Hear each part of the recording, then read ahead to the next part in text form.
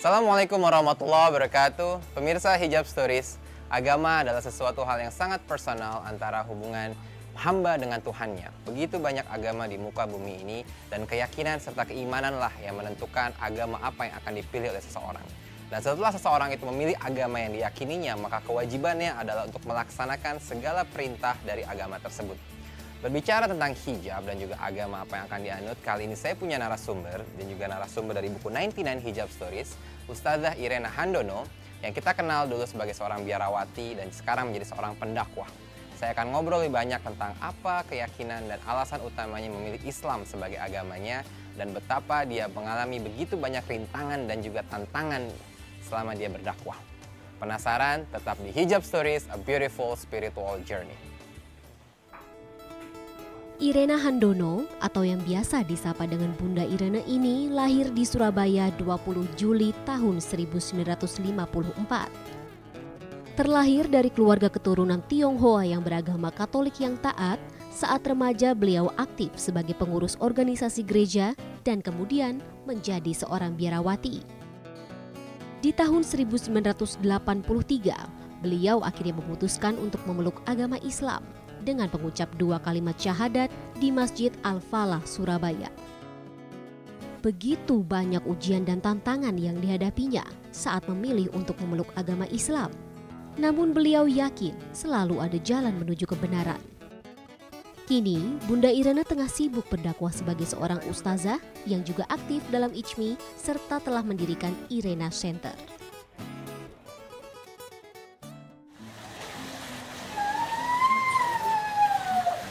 Assalamualaikum Bunda. Waalaikumsalam. Apa kabar? Baik, Ananda gimana? Alhamdulillah sehat. Alhamdulillah. Udah lama nih kita nggak ketemu ya? Setahun? Setahun yang lalu waktu interview butuh dengan Hijab Stories ya. Bunda, apa kegiatan Bunda sekarang? Masih tetap sama, di jalur yang sama, memperkenalkan Islam kemanapun. Dan ada sih. Dan Bunda punya lembaga ya untuk para mu'alaf, betul? Betul, Irena Center namanya. Dan sekarang Bunda sedang membangun sebuah pondok pesantren yang beda dengan pondok pesantren biasanya. Apa tuh bedanya, di mana?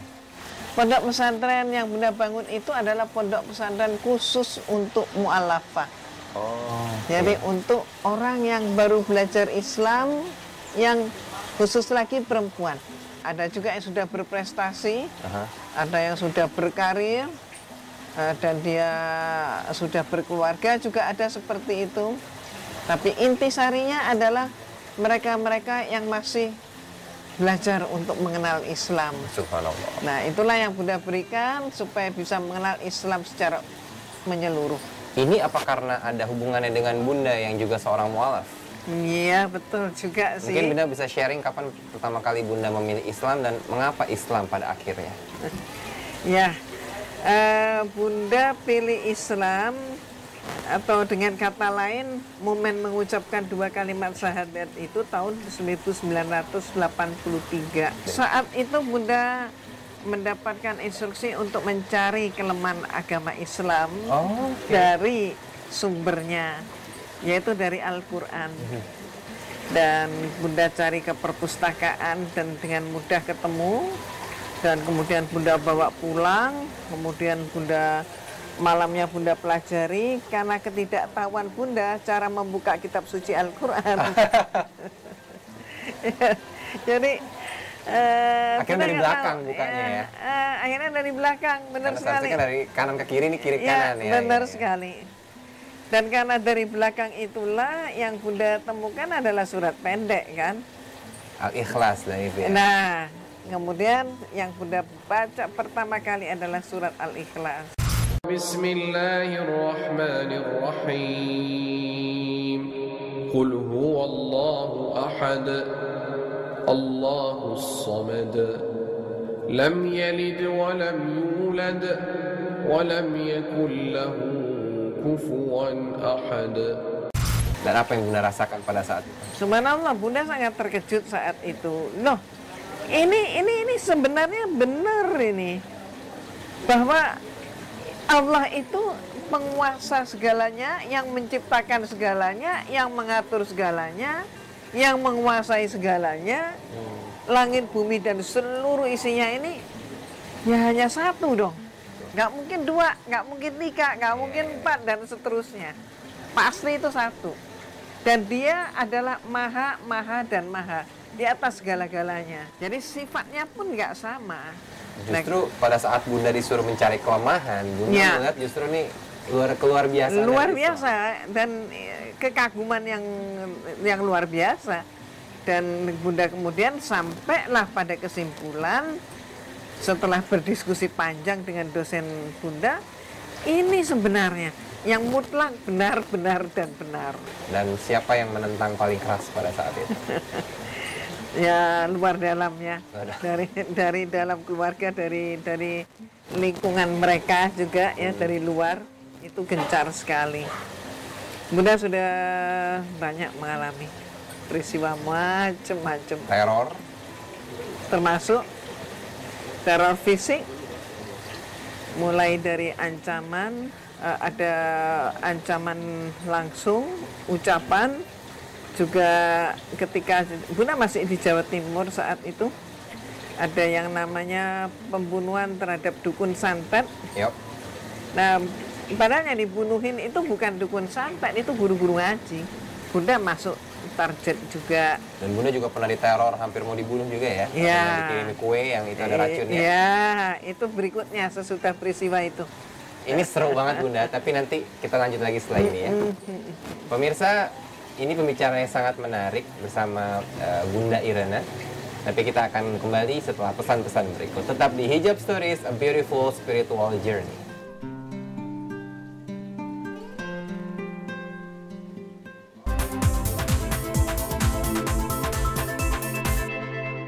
Bunda tadi menarik ya tentang bagaimana Bunda berpindah keyakinan menjadi seorang mu'alaf dan memeluk agama Islam. Itu momennya umur berapa tuh Bunda?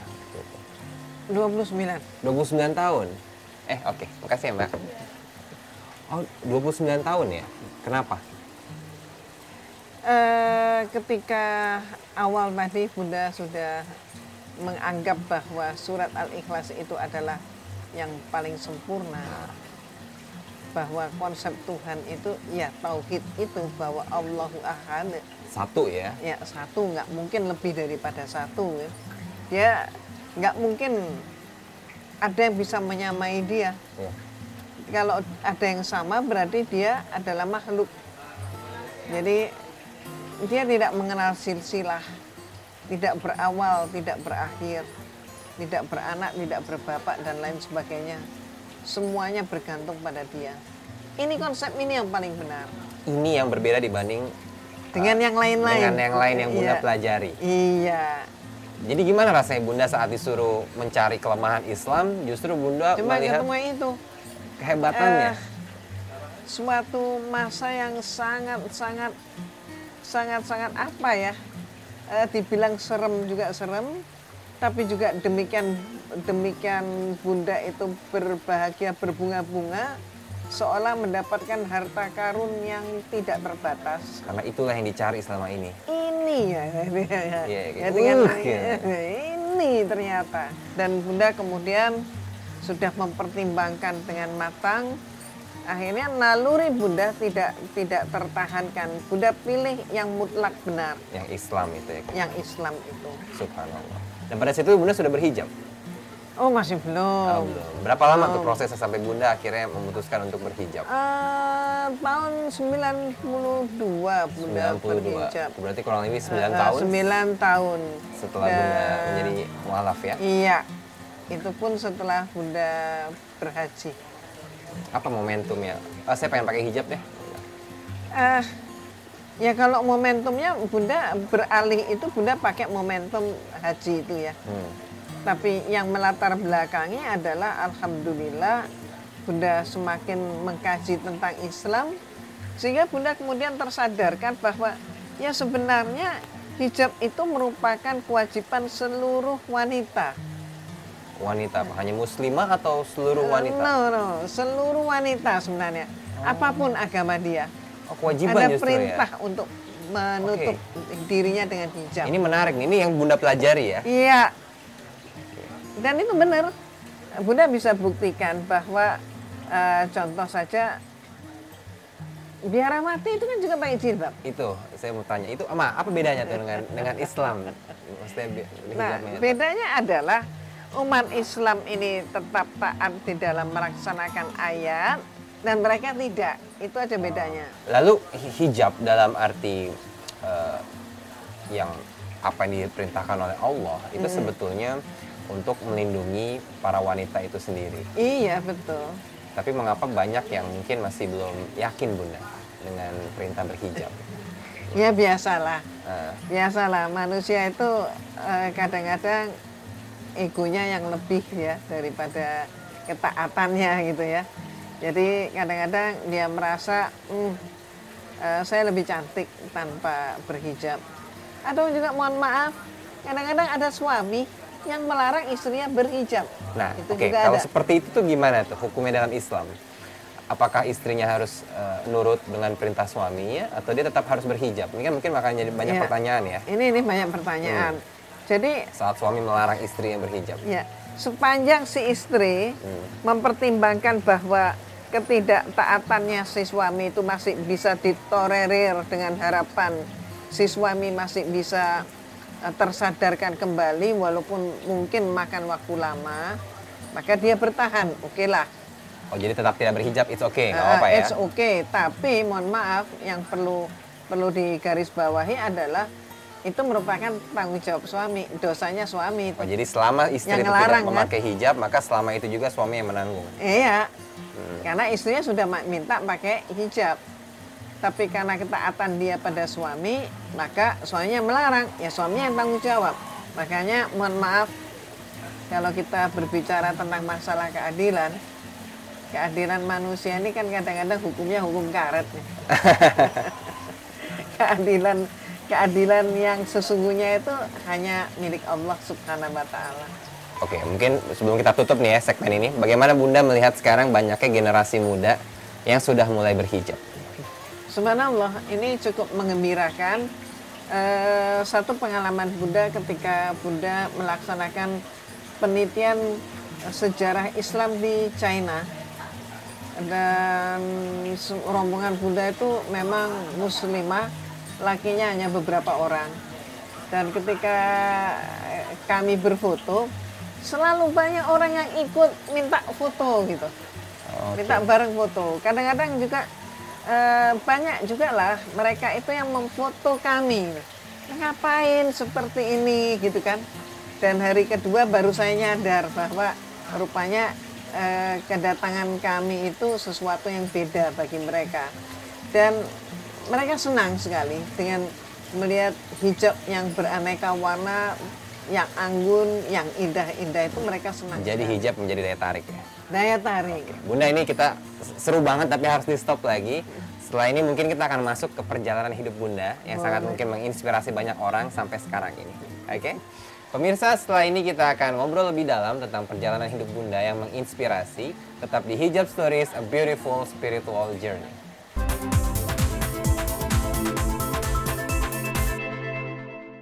Oke, Bunda, Bunda ini kan sangat menginspirasi ya. Dari seorang biarawati, akhirnya menjadi seorang pendakwah. Kenapa Bunda memilih teologi ketuhanan lah? Mohon maaf, hidup di dunia ini hanya sementara. Sementara yang kekal abadi itu adalah hidup sesudah mati. Bagaimana kalau kita salah pilih karena ketidaktahuan? Jadi itu yang menjadi motivasi terbesar Bunda. Iya. Meskipun banyak tantangan, rintangan, teror. Ya, dan semakin insya Allah semakin terkuatkan dengan tantangan-tantangan itu. Teror apa atau tantangan apa yang paling berat yang pernah dialami Bunda selama berdakwah? Jadi itu adalah peristiwa besar yang sampai kemudian berakhir dengan mubahalah dan tuntutan hukum formal. Pada waktu itu Bunda difitnah dan fitnah itu didebar di internet ya, sampai menimbulkan reaksi macam-macam, mudaratnya sangat besar. Di fitnahnya adalah Bunda sebagai biarawati yang sedang menyusup. itu awal ya. Tapi rupanya itulah yang Bunda sebut, kita tidak perlu berkecil hati sebab ujian hidup itu adalah bunga-bunga kehidupan. Ini apa motivasi terbesar Bunda sebetulnya Ya, dalam berdakwah? Ya, itulah. Ketika kita mempelajari sebuah agama, maka pelajarilah dengan keterbukaan ya, dengan fair, dengan jujur. Dan ketika kita mempelajari lebih lanjut, kita memang harus mengawalinya menurut pengalaman Bunda, itu adalah dari akidah lebih dulu. Akidah yang pertama, fondasi awalnya. Fondasi awal adalah akidah. Dan apa impian Bunda yang mungkin belum tercapai sampai saat ini? Atau... Insya Allah mudah-mudahan hidup Bunda ini menjadi rangkaian ibadah. Amin. Dengan adanya pondok pesantren mu'alafah yang sedang Bunda bangun, Bunda ingin para mu'alaf itu mengenal Islam secara utuh. Ya. Islam itu adalah rahmatan lil alamin. Rahmat bagi alam semesta. Rahmat bagi alam semesta, begitu. Dan kita bisa melihat berkaca pada negara-negara barat, demikian gencar mereka memfitnah Islam, mencaci maki Rasulullah. Apa yang terjadi? Islam Justru semakin kuat. Islam semakin berkembang di barat. Subhanallah. Bagaimana dengan kita gitu ya, yang sudah mendapatkan Islam karena ayah, ibu, kakek, nenek udah Islam gitu Iya, kan? betul. Nah, itu yang perlu kita sikapi, mensyukuri bahwa sebenarnya nikmat iman dan nikmat Islam itu tidak ada bandingnya dengan semua Itulah nikmat yang terbesar. lain. Dan mungkin Bunda pernah menyesal terlahir dari keluarga non-muslim? Atau justru bersyukur dengan keadaan itu? Bunda sempat menyesal sih. Oh ya? Ya, jadi ketika masih masa mu'alaf, sampai dengan penyesalan itu berakhir ketika tahun 92. Pas haji, jadi setelah selesai melaksanakan umroh saat itu, kemudian pagi Bunda balik ke masjid untuk sholat subuh, dan setelah sholat subuh Bunda nggak pulang dulu, tapi berdiam lama-lama di masjid. Bunda ambil garis multazam, kemudian supaya tidak sampai diusir oleh askar ya, Bunda ambil dari tingkat 2, dan di situ Bunda berlama-lama. Bunda sudah bawa kata-kata dari tanah air, yaitu untuk bertanya kepada Allah, ya Allah, kenapa kau takdirkan Irena lahir dari ayah dan ibu yang bukan Islam? Gitu. Dan sekarang ternyata kau takdirkan Irena itu menjadi Islam. Mengapa? Padahal lain orang bisa enak-enak, itu kan, tidak banyak ujian, tidak banyak rintangan, nggak banyak gejolak, langsung aja dia Islam mulus. Justru Bunda ini banyak tantangannya ya. Ya, nah itu kenapa seperti itu. Subhanallah, disitulah Bunda menerima jawabannya. Dan sejak saat itu Bunda bersyukur dan alhamdulillah. Sampai saat ini. Sampai saat ini. Dan Bunda, mudah-mudahan seterusnya. Seharusnya sebagai seorang wanita muslim ya, saat dia lahir sebagai seorang muslimah seharusnya sudah, ya dalam pengertian menjadi seorang muslimah yang kafah. Ya. Dalam artian dia seharusnya harus berhijab. Gitu. Tapi banyak wanita-wanita muslim yang lahir bahkan sudah sampai akhir balik dia belum berhijab. Ya. Itu kenapa? Dan mungkin Bunda bisa kasih masukan tuh buat orang-orang itu. Ya, kembali lagi, mohon maaf, tabiat manusia memang beda-beda ya. Ada yang gampang kemudian untuk menyemak sinyal-sinyal dari Allah. Ada yang susah masuknya hidayah. Ada yang susah masuknya hidayah. Akunya mungkin lebih tinggi, tapi insya Allah semua itu, Bunda yakin semua itu berproses. Dan memang perlu Bunda tandaskan bahwa sebenarnya memakai hijab itu justru seseorang akan tampil lebih anggun, lebih cantik. Dibanding tidak berhijab. Dibanding tidak berhijab. Oke, menarik. Terakhir Bunda, di buku 99 Hijab Stories nih Bunda menulis notes ya. Dari Bunda yang intinya adalah bahwa hijab itu adalah kewajiban. Dan Allah memberikan kewajiban bukan untuk membebani hambanya, tapi Betul. sebagai kemuliaan hambanya sendiri. Iya, betul sekali. Mungkin bisa dijelaskan lebih Jadi, detail, singkat. Iya, bahwa kita berhijab itu bukan kepentingan Allah. Justru untuk hambanya sendiri ya. Jadi untuk kepentingan hambanya sendiri. Hambanya sendiri akan terlindung dari gangguan manusia jahil, dari gangguan alam maupun juga gangguan penyakit. Penyakit kulit pun banyak yang bisa dihindari apabila kita Benar, berhijab. luar biasa. Tapi kalau itu buku Ananda, Yap. kita barter deh. Kita barter terakhir nih sebelum udahan ya. Iya. Ini buku untuk Bunda Irena. Dan ini adalah yang Waduh, Bunda alhamdulillah. tulis untuk saat ini. Insya Allah buku ini akan sangat-sangat bermanfaat. Bunda, terima kasih banyak untuk waktunya. Senang sekali bisa bersilaturahim dengan Bunda. Semoga selalu sukses dan tetap bermanfaat bagi umat. Amin, amin. Amin. Pemirsa, itulah edisi episode Hijab Stories bersama Bunda Irena, dan kita bisa banyak belajar dari beliau bahwa memang hidup tidak semulus apa yang kita bayangkan. Pasti akan selalu ada tantangan, ada ujian, ada cobaan bagi kita. Tetapi semakin kita bisa melewati setiap ujian itu, maka semakin meningkat pula keimanan kita. Dan jangan pernah menyerah dan yakinlah bahwa Allah selalu ada bersama kita. Bukan begitu, Bunda? Iya, sip. Terima kasih. Wassalamualaikum warahmatullahi wabarakatuh. Waalaikumsalam warahmatullahi wabarakatuh. Silakan.